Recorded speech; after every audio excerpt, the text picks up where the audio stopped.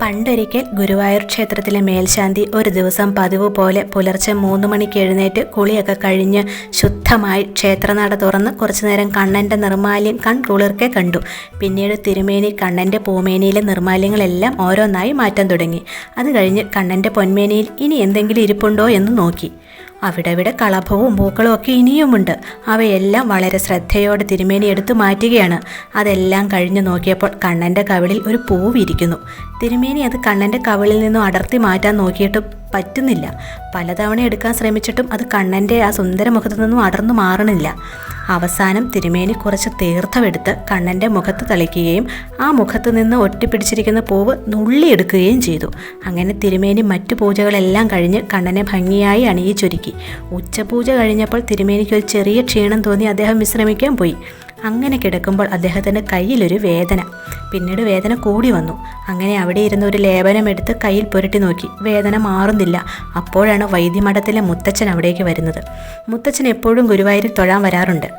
തിരുമേനിയുടെ കൈക്ക് വേദനയാണെന്നറിഞ്ഞപ്പോൾ മുത്തച്ഛൻ അദ്ദേഹത്തിൻ്റെ കൈ പരിശോധിച്ചു. നോക്കിയിട്ട് കുഴപ്പമൊന്നുമില്ല. വേദന വീണ്ടും കൂടി വന്നു. അങ്ങനെ മുത്തച്ഛൻ തിരുമേനിക്ക് കയ്യിൽ പുരട്ടാൻ ഒരു ലേപനം കൊടുത്തു. ഇത് പുരട്ടിയാൽ എല്ലാ വേദനയും മാറുമെന്ന് പറയുകയും ചെയ്തു. അങ്ങനെ മേൽശാന്തി വിശ്രമിക്കുമ്പോൾ ചെറുതായൊന്ന് മയങ്ങിപ്പോയി. അപ്പോൾ തിരുമേനി ഒരു കാൽത്തള നാദം കേട്ട് തല ഉയർത്തി നോക്കി. ആരെയും കണ്ടില്ല. അദ്ദേഹം വീണ്ടും കിടന്നു. അപ്പോഴും അതേ ശബ്ദം. നോക്കിയപ്പോൾ ആരെയും കാണുന്നില്ല. തിരുമേനി ചോദിച്ചു, ആരാണ്? ചോദിക്കേണ്ട താമസം മറുപടി വന്നു, ഞാനാണ്. എന്തൊരു മനോഹരമായ ശബ്ദം! ഇതുവരെ ഇത്ര മനോഹരമായ ശബ്ദം കേട്ടിട്ടേയില്ല. വീണ്ടും തിരുമേനി ചോദിച്ചു, ആരാണ്? ആ മനോഹരമായ ശബ്ദത്തിൽ വീണ്ടും മറുപടി വന്നു, ഞാൻ തന്നെ. മേൽശാന്തി, ഇപ്പോൾ കയ്യിലെ വേദന എങ്ങനെയുണ്ട്? അപ്പോൾ തിരുമേനി മനസ്സിൽ വിചാരിച്ചു, എൻ്റെ കയ്യിലെ വേദനയുടെ കാര്യം അറിഞ്ഞിട്ട് ഇത്ര പെട്ടെന്ന് വന്നിരിക്കുന്നത് ആരാ? തിരുമേനി വീണ്ടും ചോദിച്ചു, എനിക്ക് എഴുന്നേറ്റ് വരാൻ കുറച്ച് ബുദ്ധിമുട്ടുണ്ട്. അവിടെ നിന്ന് എൻ്റെ അസുഖവിവരം അന്വേഷിക്കുന്ന ആരാണെന്ന് മനസ്സിലാവുന്നില്ലല്ലോ. അപ്പോൾ വീണ്ടും ആ മനോഹര ശബ്ദത്തിൽ മറുപടി എത്തി, ഇത് ഞാനാണ് മേൽശാന്തി, അങ്ങയുടെ സ്വന്തം കണ്ണൻ എന്ന് പറഞ്ഞ് തീരും മുൻപേ മേൽശാന്തിയുടെ മുന്നിലേക്ക് ഉണ്ണിക്കണ്ണൻ, ബാലഗോപാലൻ, വെണ്ണക്കണ്ണൻ ഓടക്കുഴൽ അരയിൽ തിരികെ ഇരു കൈകളും പിന്നിൽ കെട്ടി ചിരിച്ചുകൊണ്ട് തിരുമേനിയുടെ മുന്നിലേക്ക് എത്തി ചോദിച്ചു, ഇപ്പോൾ എങ്ങനെയുണ്ട് മേൽശാന്തി കയ്യിലെ വേദന? തിരുമേനിക്ക് വിശ്വസിക്കാൻ കഴിഞ്ഞില്ല. എൻ്റെ കണ്ണൻ എൻ്റെ അടുത്ത് വന്ന് എൻ്റെ മുൻപിൽ നിന്നുകൊണ്ട് കയ്യിലെ വേദനയെക്കുറിച്ച് ചോദിക്കുന്നു. തിരുമേനി സന്തോഷം കൊണ്ട് കരഞ്ഞു. കണ്ണുകളിൽ നിന്ന് ആനന്ദാശ്രുക്കൾ ധാരധാരയായി അടർന്നു വീണു. തിരുമേനി ചോദിച്ചു, എന്താ കണ്ണാ ഇങ്ങനെ ചോദിക്കണേ? അപ്പോൾ കണ്ണൻ പറഞ്ഞു, അല്ലയോ മേൽശാന്തി, അങ്ങ് ഇന്ന് എന്നെ ഒരുപാട് വേദനിപ്പിച്ചു. എൻ്റെ കവിളിൽ നുള്ളി പൂവെടുത്തപ്പോൾ എനിക്ക് എത്രമാത്രം വേദനിച്ചുവെന്നറിയാമോ? ദാ തിരുമേനി നോക്കിക്കേ, എൻ്റെ കവിളിൽ അങ്ങയുടെ നഖം തട്ടിയപ്പോൾ ചുവന്ന് കിടക്കുന്നു. ഇപ്പോഴും എനിക്ക് വേദനിക്കുന്നുണ്ട് കേട്ടോ. മേൽശാന്തി കണ്ണൻ്റെ മുഖത്തേക്ക് സൂക്ഷിച്ചു നോക്കി.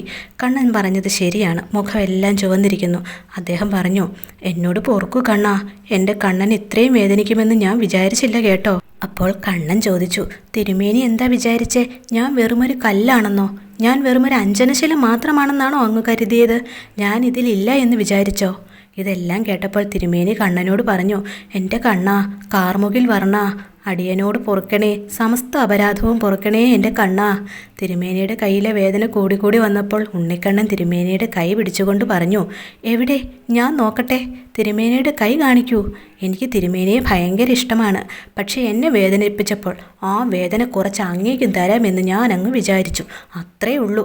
പേടിക്കണ്ട കേട്ടോ.